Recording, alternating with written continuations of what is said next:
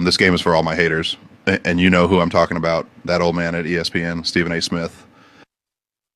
His hairline further back than my dad's.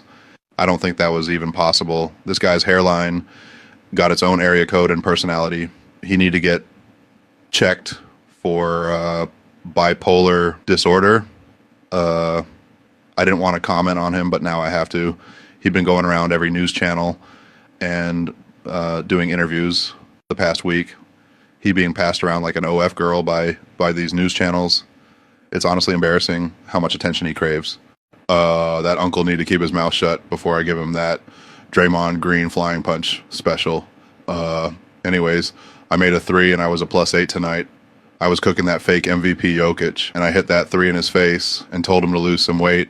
I also managed to keep my airball streak alive. That's one record I want to have over my dad, the airball record.